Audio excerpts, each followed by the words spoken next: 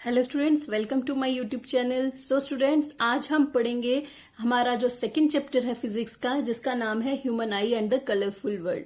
Last class में मैंने आपको इंट्रोडक्शन दी थी ह्यूमन आई की और उसकी कंस्ट्रक्शन के बारे में बताया था आपको। जैसे कि हमने पढ़ा था, there are the different parts of the human eye, like the cornea, iris, pupil, optical nerves, eye lens, retina etcetera. Now आज हम पढ़ेंगे किसके बारे में, वर्किंग ऑफ ह्यूमन आई के बारे में। वर्किंग ऑफ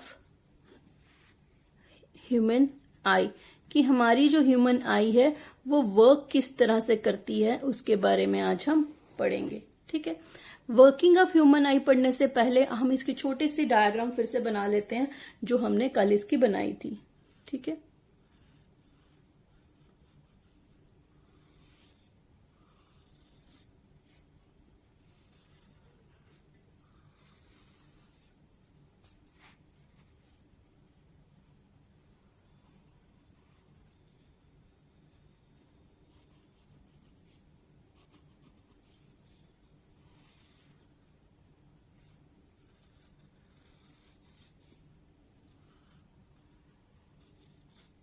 ये अगर हम सिंपल सी एक डायग्राम देख लें छोटी सी ह्यूमन आई की, तो आप देखोगे ह्यूमन आई की डायग्राम में फर्स्ट चीज जो आपको होती है, मैंने बताया था front part which is this one, it is called as cornea. ये क्या होता है हमारा कॉर्निया।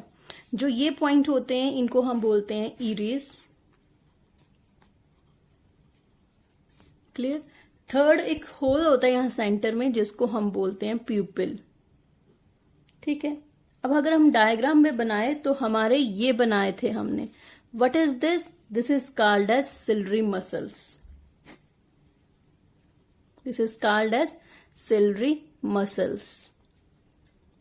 अब इसके साथ ही यहां पे बनाया था हमने एक लेंस। ठीक है, ये बना दिया हमने एक lens which is called as eye lens. ये है हमारा आई लेंस। अगर हम बात करें तो ये जो यहाँ पे दिखाई देती है इसको बोलते हैं हम optic nerve. This one is optic nerve. Clear.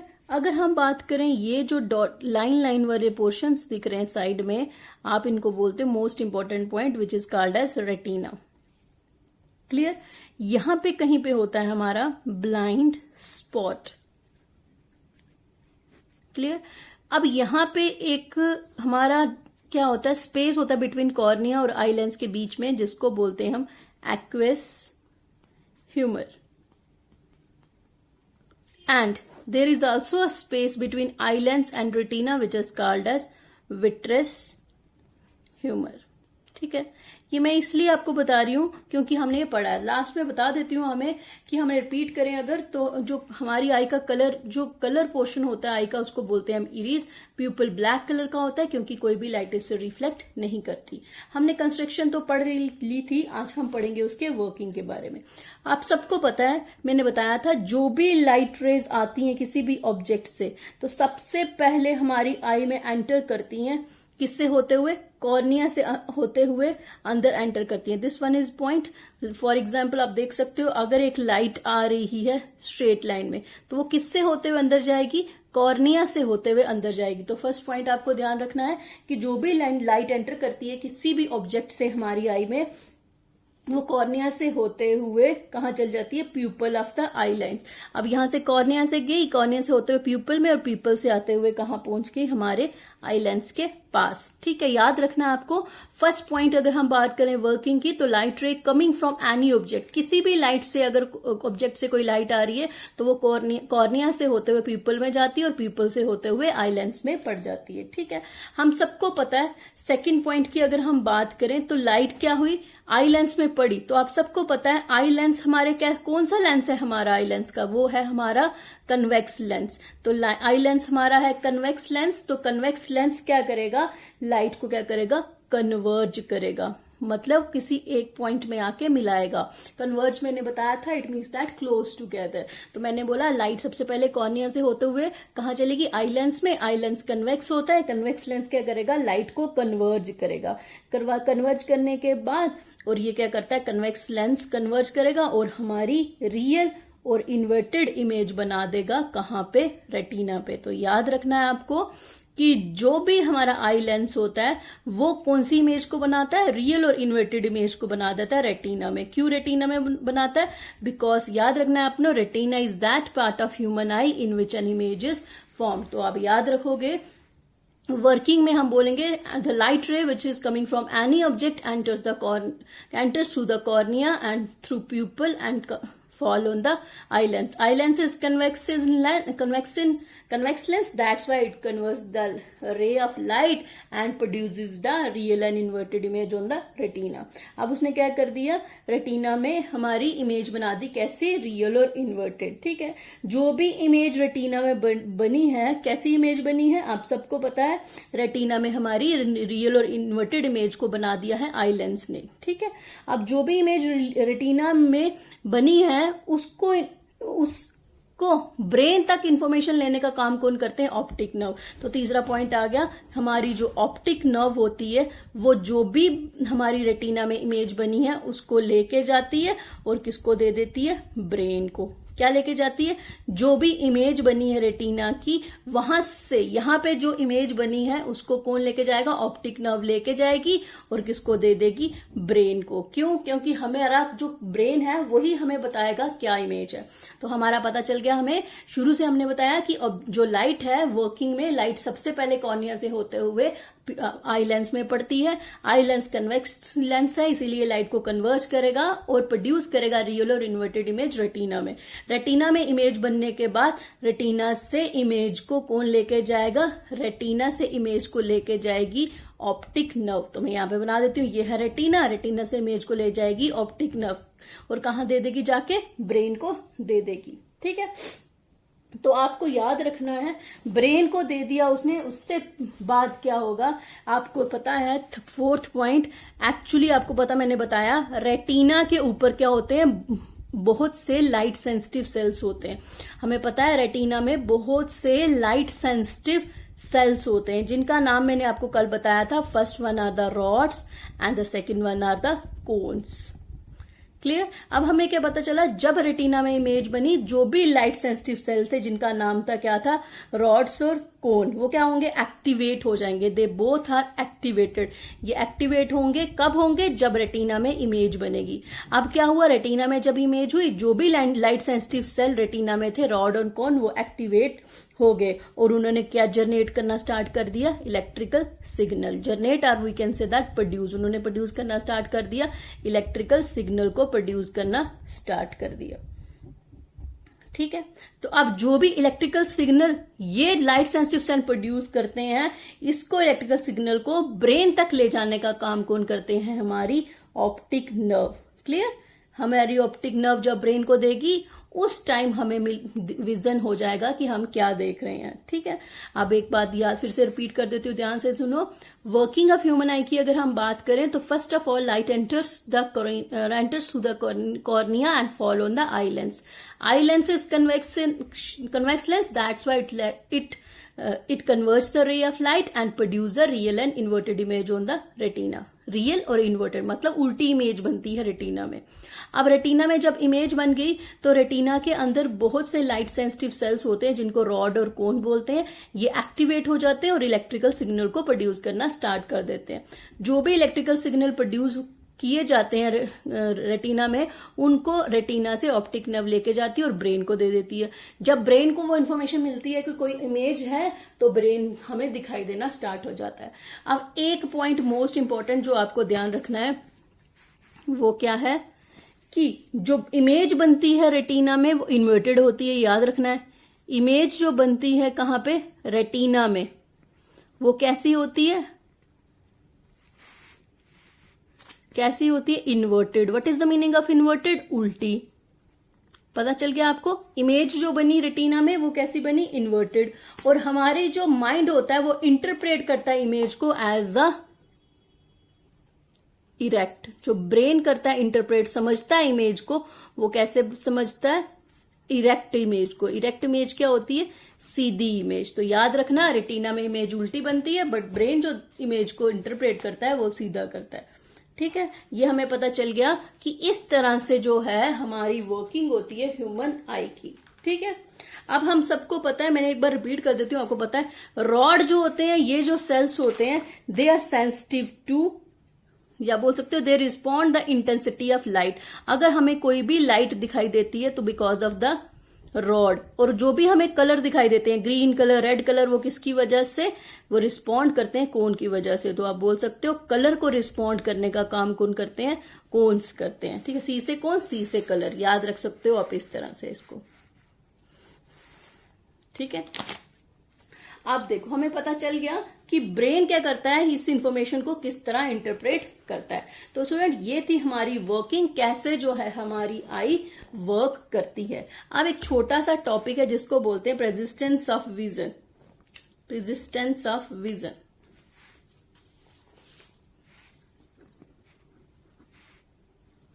Persistence of vision,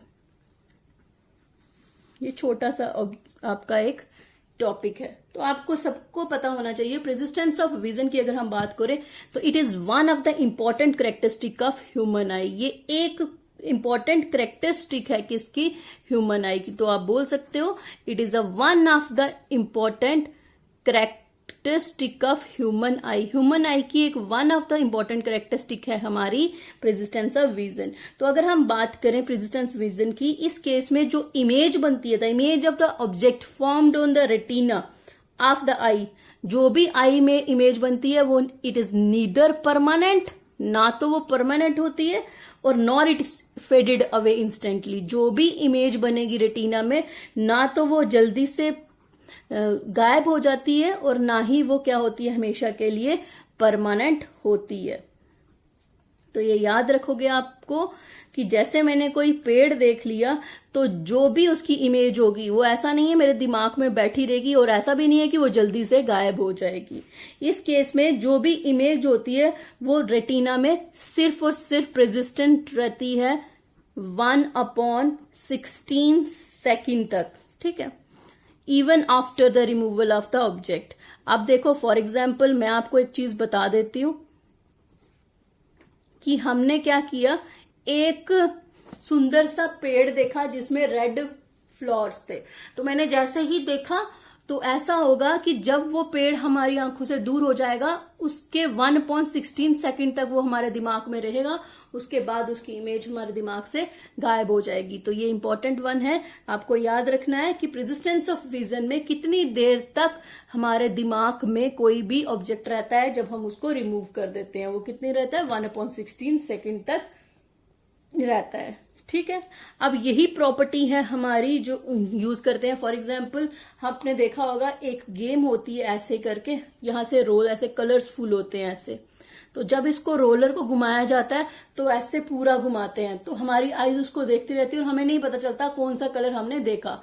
वो क्या होता है, वो प्रेजिस्टेंस ऑफ विजन का काम करता है। कुछ देर तक हमारे दिमाग में वो चीज रहती है, उसके बाद वो क्या हो जाती है, गायब हो जाती है। ठीक है, तो हमें पता चल गया कि जो भी हम देखते हैं प्रेजिस्टेंस ऑफ विजन में वो सिर्फ और सिर्फ 1/16 सेकेंड तक हमारे दिमाग में रहता है, उसके बाद गायब हो जाता है। ठीक है, तो अब अगर हम बात करें व्यूइंग डिफरेंट कलर, कैसे आप डिफरेंट कलर्स को देखते हो। मैंने अभी आपको बताया कि हमारी रेटिना के ऊपर बहुत से लाइट सेंसिटिव सेल्स होते हैं जिनको हम बोलते हैं रॉड्स एंड कोन। उनमें से जो कोन्स होते हैं वो क्या करते हैं, रिस्पॉन्ड करते हैं किसको, हमारी रिस्पॉन्ड करेंगे कलर्स को। बिकॉज ऑफ द कोन्स हम बोल सकते हैं कि हम कलर्स को देख पाते हैं। ठीक है, तो आप ये बोल सकते हो cone shaped help us to distinguish the different colour.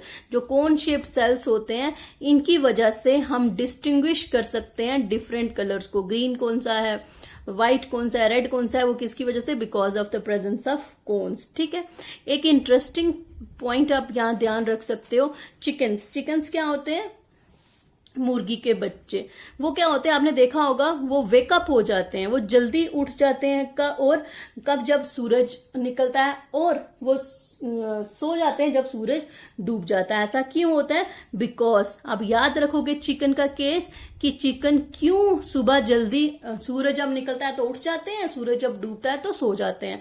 ऐसा इसीलिए होता है बिकॉज जो रेटिना होते हैं चिकन के, retina of the chicken I, retina of the chicken I contains very few rod shaped cells। क्यों? क्योंकि उनके जो रेटिना में बहुत ही कम रॉड शेप्ड सेल्स होते हैं। क्यों? अगर रेटिना में रॉड शेप्ड सेल ज्यादा होंगे तो वो ज्यादा देर तक, लाइट जितनी देर रहेगी उतनी देर तक जागते रहेंगे, बट जैसे ही लाइट खत्म होना स्टार्ट हो जाती है तो वो सो जाते हैं, क्योंकि उनके रॉड सेल्स क्या होते हैं? कम। इसीलिए वो सूरज निकलते ही उठ जाते हैं, सूरज डूबते ही सो जाते हैं। ठीक है, सूरज के टाइम में ही वो जागे रहते हैं, जब अंधेरा होता है तब वो सो जाते हैं, क्योंकि उनके रेटिना में बहुत ही कम क्या होते हैं? रॉड सेल्स होते हैं। इसी तरह से सिमिलरली हम सेकंड की बात करें तो बीज की एग्जांपल ले सकते हैं हम। अगर हम बीज की एग्जांपल लें तो बीज की बात करें तो इनके अंदर सम कोन शेप्ड सेल्स होते हैं। कुछ ही क्या होते हैं? कोन शेप्ड सेल्स होते हैं इनके अंदर। अगर इनकी रेटिना में थोड़े कोन शेप सेल्स होते हैं, इसका मतलब ये है which is very sensitive to ultraviolet red, जो ये बहुत ही सेंसिटिव होते हैं किससे? यूवी रेज से। इसीलिए यूवी रेज को बीज अच्छी तरह से समझ सकती है। अगर हम बात करें ह्यूमन आई की तो ह्यूमन आई नहीं देख सकती किसको? यूवी लाइट को। तो ये क्या होती है? बीज यूवी रेज को देख सकती हैं।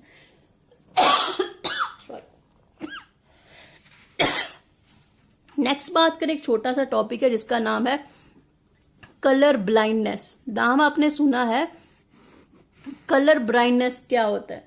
तो कलर ब्लाइंडनेस की बात अगर करें तो हम बोल सकते हैं it is said to be occur. ये तब होता है when a person can not distinguish the different type of colour. अगर कोई भी पर्सन डिफरेंट टाइप के कलर में डिफरेंशिएट नहीं कर पा रहा तो उसमें कलर ब्लाइंडनेस बोलते हैं। Can not distinguish between different colours. अगर वो किसी भी डिफरेंट कलर का डिस्टिंग्विश नहीं कर पा रहे हैं तो उसको हम बोलते हैं कि उस पर्सन को कलर ब्लाइंडनेस हो गई है, वो नॉर्मल नहीं है। ठीक है, ऐसा क्यों होता है ये आपको क्वेश्चन पता होना चाहिए। क्यों ऐसा होता है कि इंसान को कलर ब्लाइंडनेस होती है? बिकॉज इसका रीजन ये है क्योंकि जो उनके रेटिना होते हैं, बिकॉज जो भी रेटिना होगा, retina of I of such person means ऐसे पर्सन जिनको कलर ब्लाइंडनेस है, उनकी जो रेटिना होते हैं दे डू नॉट या डज नॉट पोजेस, उनके पास कुछ स्पेसिफिक कोन सेल्स नहीं होते हैं जिनकी वजह से वो कलर को डिस्टिंग्विश कर सके। एग्जाम्पल ले लें अगर हम, तो हम ये बोल सकते हैं अगर एक पर्सन को डिस्टिंग्विश नहीं कर पा रहा रेड और ग्रीन में, इट मीन्स दैट इसका मतलब ये है कि उनके पास जो भी उनके कोन शेप्ड सेल्स हैं वो रेड कलर और ग्रीन कलर की पिगमेंट उनकी आईज में नहीं है। तो मैंने आपको पहले ही बताया कोन शेप से जो सेल्स होते हैं वो रिस्पॉन्ड करते हैं डिफरेंट टाइप के कलर को, वो डिस्टिंग्विश करवाते हैं हमें डिफरेंट टाइप के कलर्स को। अगर किसी को कलर ब्लाइंडनेस हो गया, इट मीन्स दैट उसकी जो आई है उसमें कुछ स्पेसिफिक कोन सेल्स नहीं है। जैसे फॉर एग्जांपल उसको कलर ब्लाइंडनेस हुई है रेड और ग्रीन की, तो इट मीन्स दैट जो कोन सेल्स है रेड और ग्रीन वाले, उसकी रेटिना में वो सेल्स कम हो गए, दैट्स वाई उसे क्या हो गई है? कलर ब्लाइंडनेस हो गई है। और दूसरा एक इंपॉर्टेंट पॉइंट याद रखना, जो कलर ब्लाइंडनेस होती है वो मोर कॉमन होती है मेल में as compare to female. Male में मैक्सिमम चांसेस होते हैं कलर ब्लाइंडनेस होने की। और तीसरा पॉइंट, ये एक जेनेटिक डिसऑर्डर होती है, जीन्स से ये हमें डिसऑर्डर होता है। ये क्या होता है? एक जेनेटिक डिसऑर्डर होता है। ठीक है, और लास्ट पॉइंट अगर की बात करें तो इसका कोई भी क्योर नहीं होता, हम इसको ठीक नहीं कर सकते। ठीक ठीक है, नो क्योर। तो आपको पता चल गया कलर ब्लाइंडनेस एक ऐसी स्टेज होती है पर्सन की जिसमें पर्सन डिस्टिंग्विश नहीं कर सकता डिफरेंट कलर में। वाई ऐसा क्यों होता है? बिकॉज जो उस पर्सन की रेटिना होते हैं उसमें कुछ स्पेसिफिक कोन सेल्स नहीं होते। For example red green colour की बात करें, अगर एक पर्सन रेड और ग्रीन कलर को डिस्टिंग्विश नहीं कर रहा, रेड को ग्रीन बोलता है, ग्रीन को रेड बोलता है, इट मीन्स दैट कि वो उसके अंदर जो स्पेसिफिक टाइप के रेड और ग्रीन सेल्स हैं वो कम हो गए हैं, दैट्स वाई वो उनको नहीं देख पा रहा। अगर हम बात करें कलर ब्लाइंडनेस की, ये मोस्ट कॉमन होती है मेल में as compare to female. It is a genetic disorder which come from the inheritance and there is a no cure. इसका कोई भी क्योर नहीं होता है, ठीक है। तब एक छोटा सा टॉपिक आप एक छोटा सा और कर लो जिसको हम बोलते हैं पावर ऑफ एकोमोडेशन। इसकी डेफिनेशन पढ़ लेते हैं हम। पावर ऑफ एकोमोडेशन,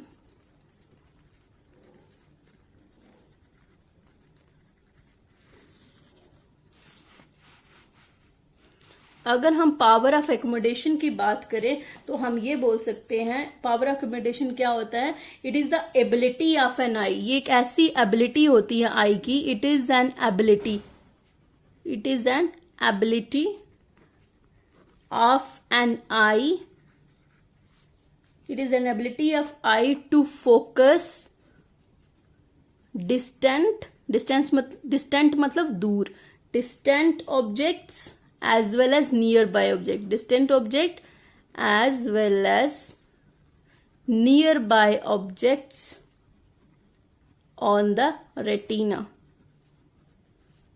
अब ऐसी आई की एबिलिटी जिसमें वो फोकस कर पा रहा है डिस्टेंट ऑब्जेक्ट को as well as nearby object को, कैसे? By changing their focal length. तो याद रखना आप सभी ये चीज कि फोकस तभी चेंज होता है जब हम उसकी फोकल लेंथ को बाय चेंजिंग फोकल लेंथ, उसकी फोकल लेंथ को चेंज करेंगे। दूसरा पॉइंट इंपॉर्टेंट, ये फोकल लेंथ को चेंज कौन करते हैं? हमारे सिलरी मसल्स जो अटैच्ड होते हैं आई लेंस से। तो याद रखना power of accommodation it is an ability of eye. ये वो एबिलिटी होती है आई की जिसमें आई फोकस कर पाती है डिस्टेंट ऑब्जेक्ट और नियर बाय ऑब्जेक्ट को रेटिना में, कैसे? By changing it's focal length. Focal length को इंक्रीज या फिर डिक्रीज करके वो डिस्टेंट और नियर ऑब्जेक्ट को फोकस पर कर पाती है, उसको हम बोलते हैं पावर ऑफ एकोमोडेशन, ठीक है। अगर हम बात करें कि जो नॉर्मल क्या पॉइंट होता है, नॉर्मल ह्यूमन आई कैसे दे सकती है डिस्टेंस को? तो 25 सेंटीमीटर तक ह्यूमन आई, अगर 25 सेंटीमीटर की दूरी में आप रखोगे किसी बुक को और पढ़ोगे, वो नॉर्मल डिस्टेंस होता है जिसमें आई कंफर्टेबली चीजों को देख सकती है। तो आप बोल सकते हो 25 centimetre is a near point of a normal eye. ये नियर पॉइंट है हमारा नॉर्मल आई का, इज दैट, ठीक है। तो याद रखना what is the important one, what is the near point of a normal eye, which is a 25 centimetre. Most important objective में मैक्सिमम पूछा जाता है, ठीक है स्टूडेंट्स। तो आज हमने पढ़ा किसके बारे में? वर्किंग ऑफ ह्यूमन आई के बारे में। What is persistence of vision, what are colour blindness and what are the power of accommodation. I hope कि आपको ये अच्छी तरह से समझ आया होगा, ठीक है। Thank you students. कल हम इसको पावर ऑफ एकोमोडेशन को नेक्स्ट पढ़ेंगे, साथ में हम पढ़ेंगे डिफेक्ट ऑफ विजन के बारे में।